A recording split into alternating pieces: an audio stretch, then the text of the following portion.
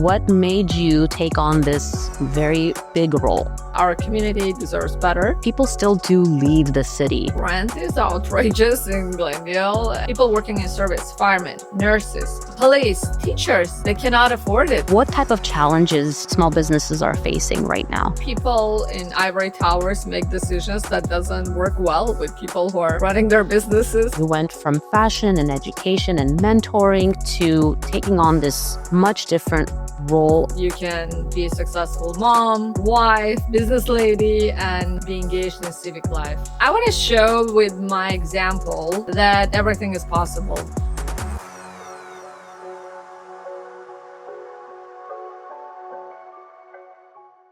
Hi there, I'm Kriss K, and we are in the Armenians in LA studio with Evelina Sarian, who is running for Glendale City Council. Very happy to have you. Welcome, and it's finally nice to meet you.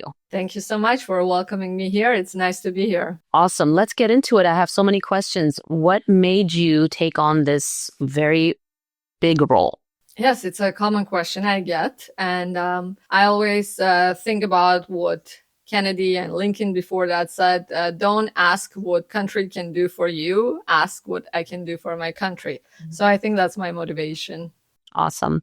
You recently had a baby boy after a very long time of not having a newborn. How has that changed your life, your schedule, and just your overall outlook? Oh, it's absolutely magical. We think he's a miracle baby. We love baby Michael. His name is Michael. Yeah, the best thing to happen to our family because everybody loves him. He's like a little doll.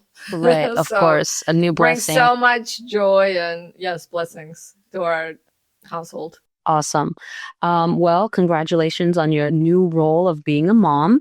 You're taking on another new and exciting role, something that you chose to pursue. I know that you want to be of service, but what other things have really inspired you to take this route? In LA County, I live in Glendale specifically for all the time that I've moved to the United States, and it's my home. And of course, in your home, you want everything to be right and good and beautiful and orderly, and that's the motivation. I want to contribute when I have a chance. And how much support and guidance has your husband been throughout all this, and whose idea was it? Well, we have long conversations with my husband about politics, about life, entertainment, community, everything. We talk a lot. Mm-hmm. So it's hard to say at this point where the idea came from. I think it came from dissatisfaction with certain moves that were done inside our city council, and we thought it's not going in the right direction. It could be improved. Definitely can be improved. Right. Definitely. I think our community deserves better, and we don't need this much drama. It needs to run smoothly and efficiently, and I think that was the main motivation. I'd love to hear a little bit about your background, especially your work and education. Could you tell me a little bit more about that? Definitely. My educational background starts with fashion school. I went and studied fashion at Otis College of Art and Design.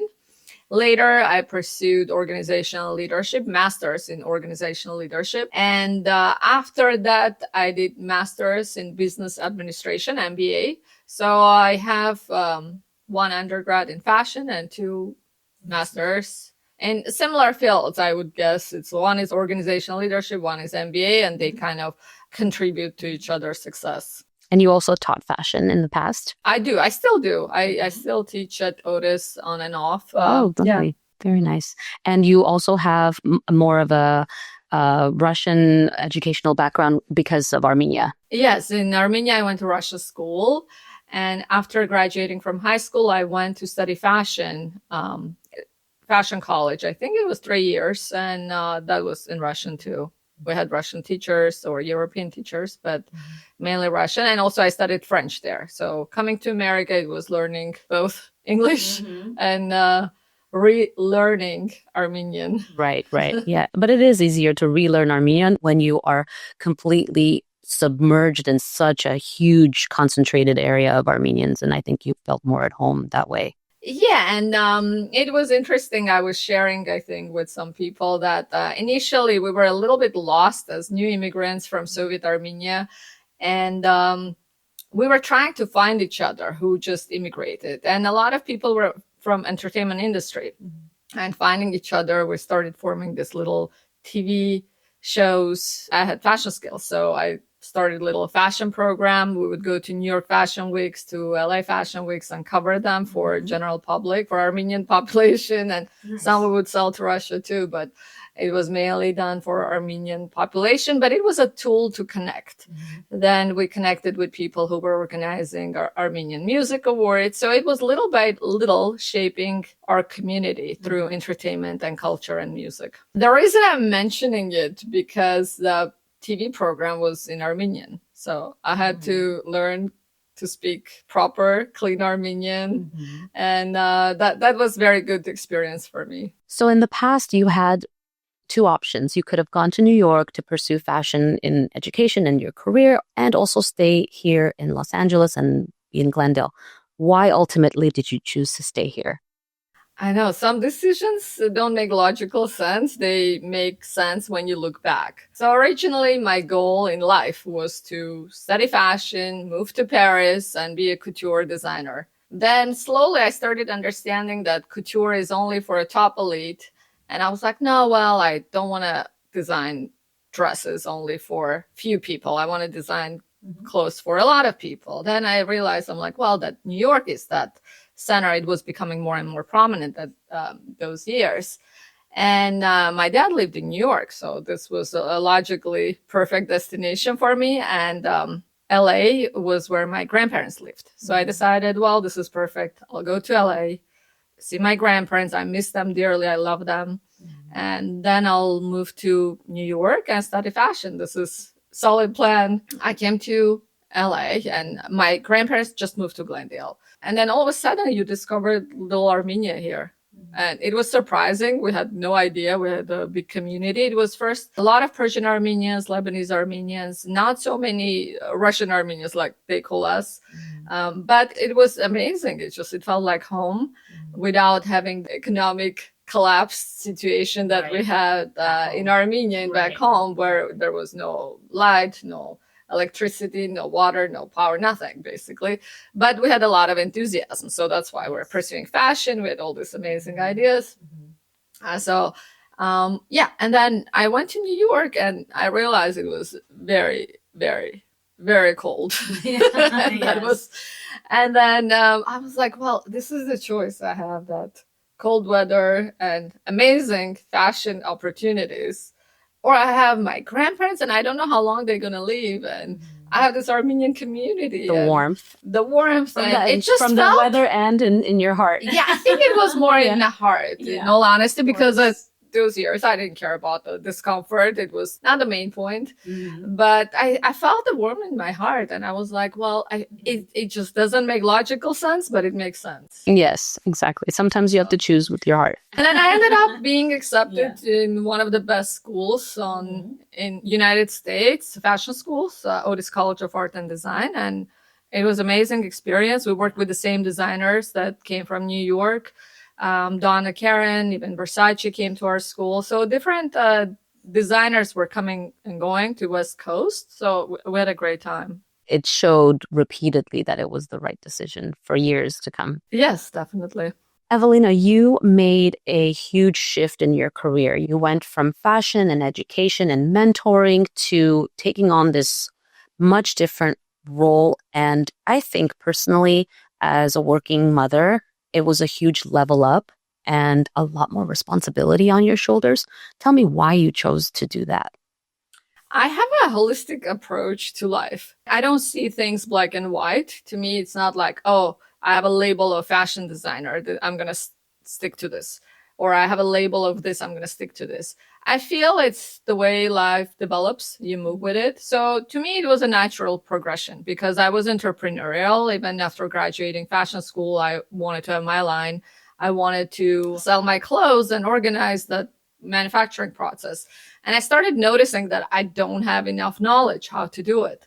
And in the meantime, I was working as a dean at Fremont College.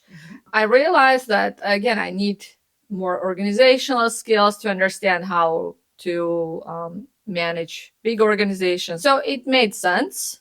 And I'm never afraid of like hard work or taking on extra hours. You didn't have to.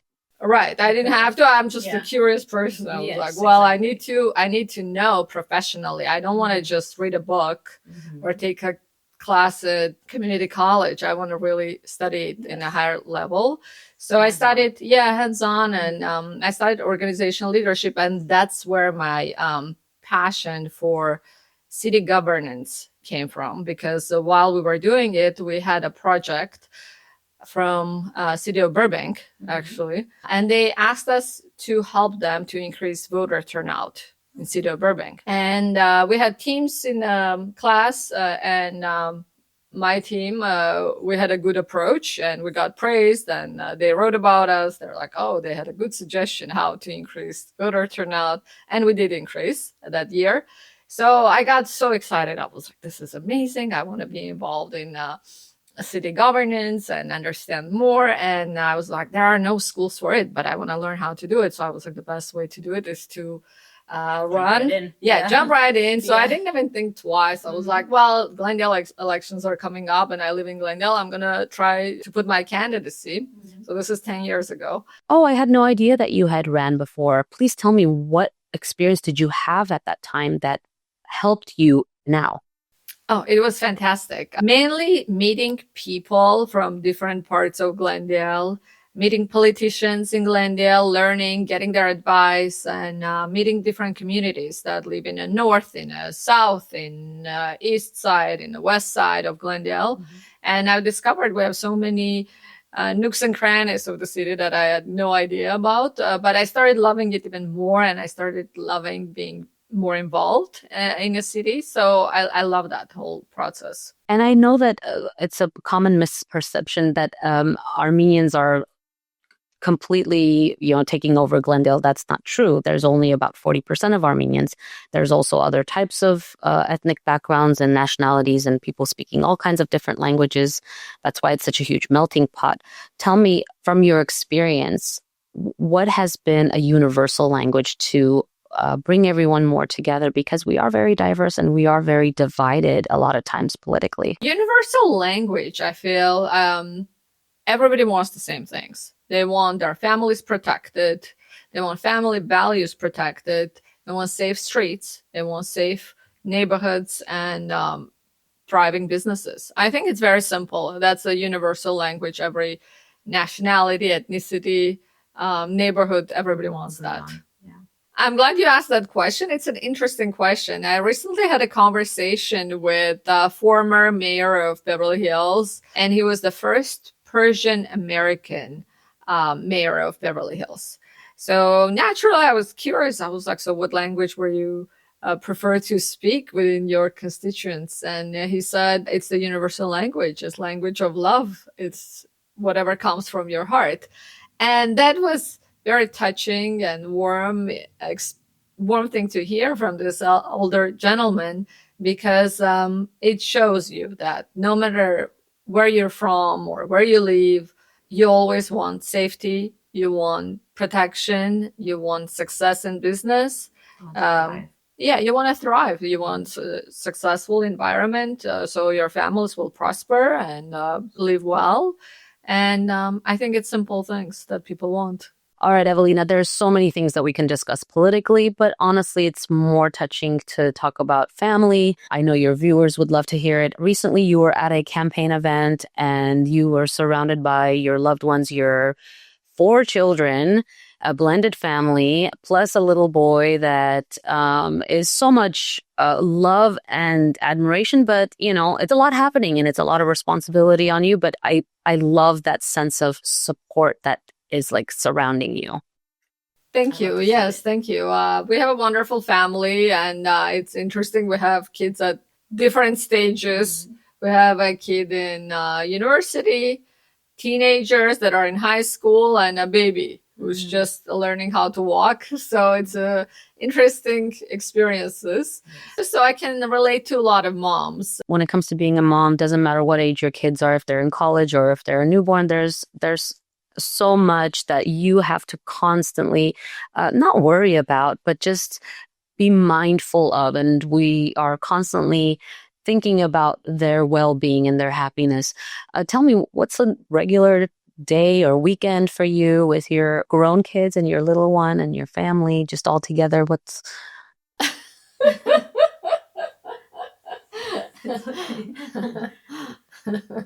Pomidoro zavadzag in the morning for some, formula for the baby, dog food for the dog. You know? Well, we wake up with cooing of the little baby, and it's the most amazing sound in the morning to hear when baby is starting to try to say new words. And then we go into the breakfast area, but before that, we have a bunny. So we have to feed the bunny.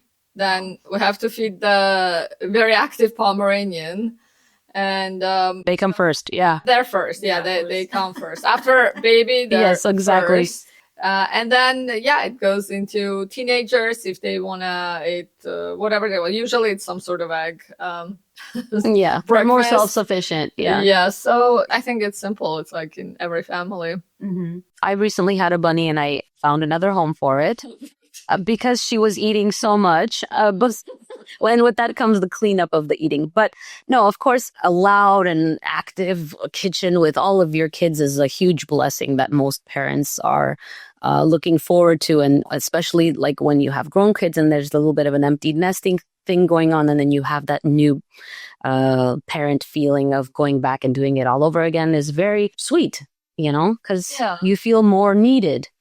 That's true. I mean, because my older daughter, Anastasia, she's in university, so she's out of town. So we don't see her as much as we would like. But younger kids, teenagers, Leo does a lot of rock climbing, so he goes out on the weekends to do that. And then Kristen has a busy social life. So as teenage kids, a lot of Americana time. Mm-hmm. So yeah, it's like normal Glendale family with a lot of Americana. How do they feel? The teenagers, they're always so opinionated. How do they feel about you taking on this role as a city councilwoman? Well, I think kids are not surprised at this moment because they've seen me in my life in different roles. Mm-hmm. I'm in creative professions, and then I'm in the businesses, and so they're just like, oh, mom is doing Mom's being mom. Mom's being mom. Yeah. Awesome. So they're not surprised, I think. They want to come with you? Yeah.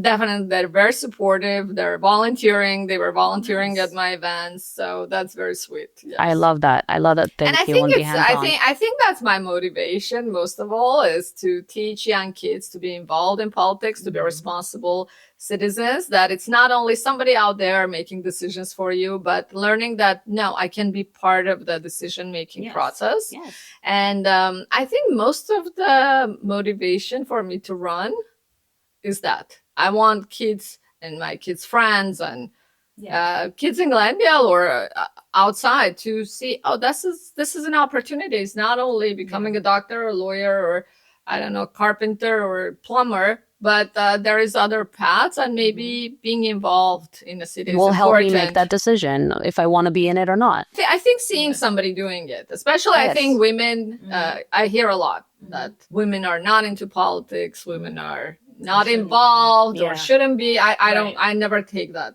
No, I think it's great that you have your kids actually physically there and actively helping you to see everything, to see what it takes. And maybe it will pique their interest in going in the same route in the future, or, whatever it may be. But at least it's something that they can see firsthand. Yeah, I think my first encouragement came when I ran 10 years ago for Glendale City.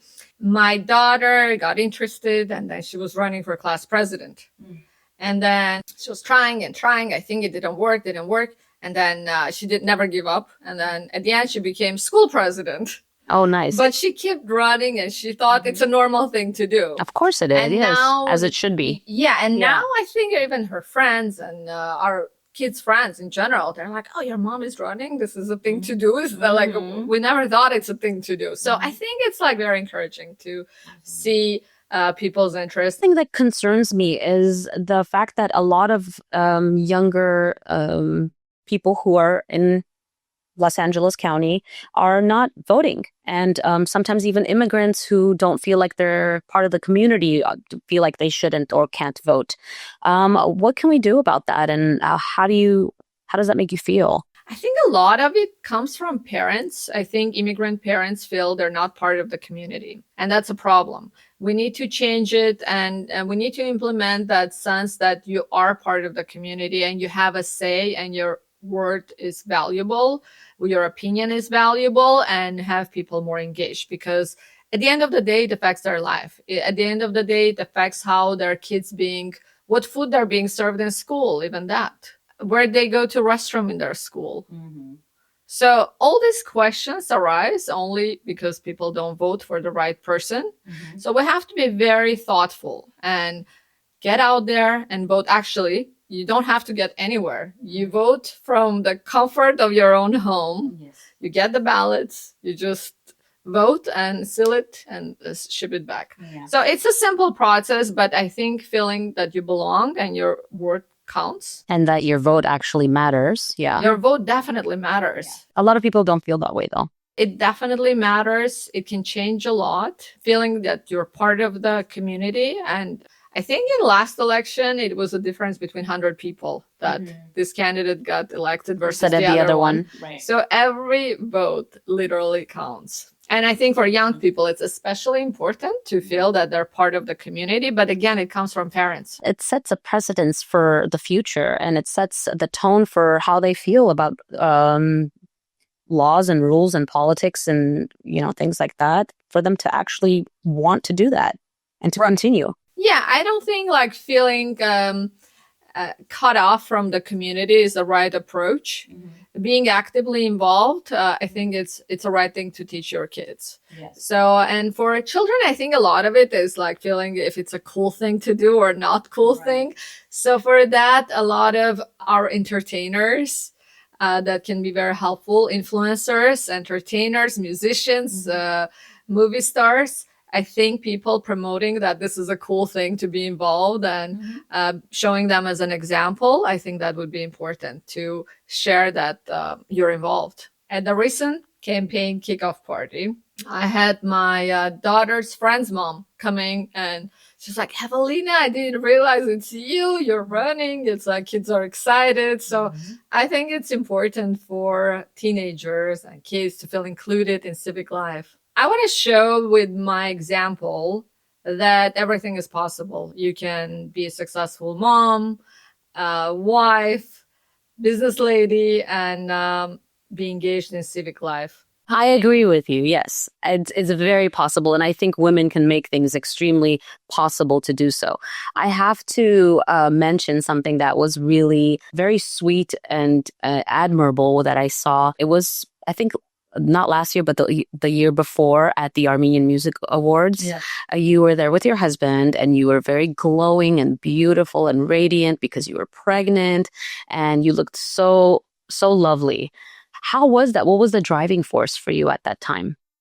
I think what drives is curiosity, right? In life, that's the main vehicle that drives us. And I think for me, it's an important thing. It's just being curious about life and curious about supporting initiatives that we care about. Like music is very important for us. Sports are very important for us. So before that, we were supporting home management games, and we had a great experience and seeing kids succeed because you can contribute in some way or another.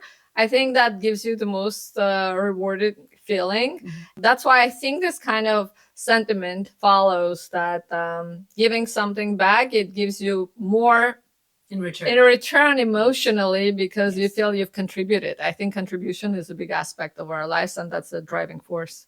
People come and go into different cities, and when it comes to Glendale, with all of its perks, people still do leave the city.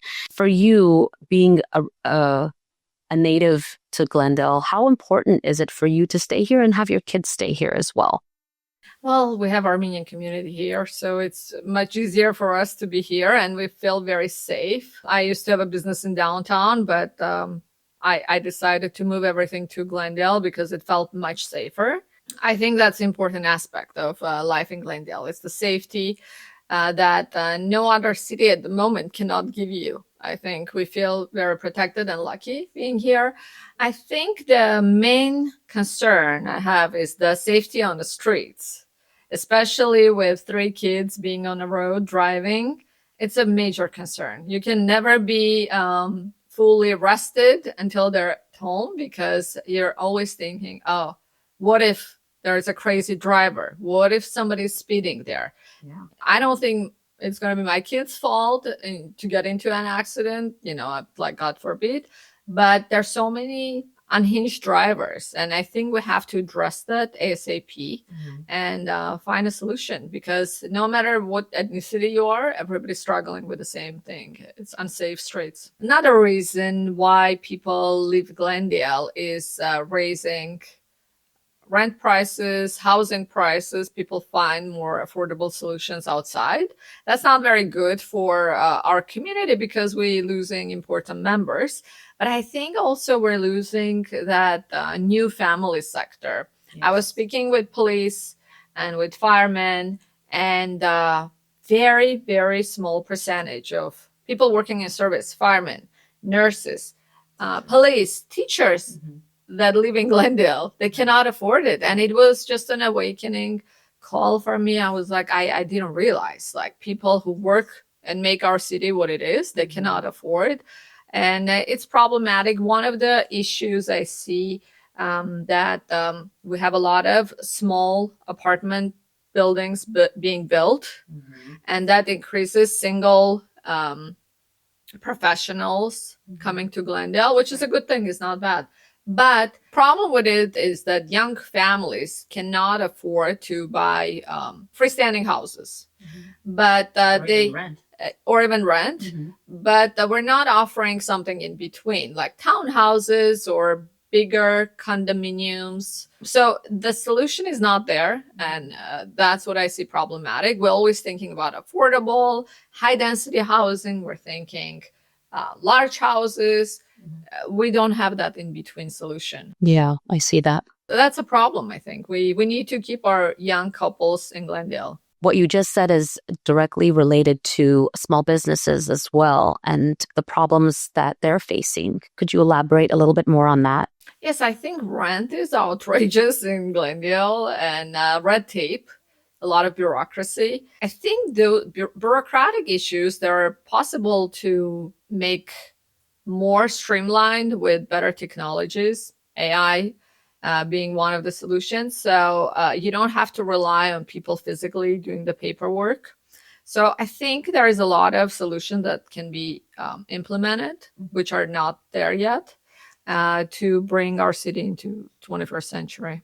If you could look at this from the eyes of a businesswoman, which you are, instead of running for city councilwoman, what type of challenges do you see that small businesses are facing right now? Yeah, I'm going to speak about that on a personal level. Sometimes I think people in ivory towers make decisions that doesn't work well with people who are running their businesses or everyday people. So I think it was somebody's idea to put bike lanes on Brand Boulevard.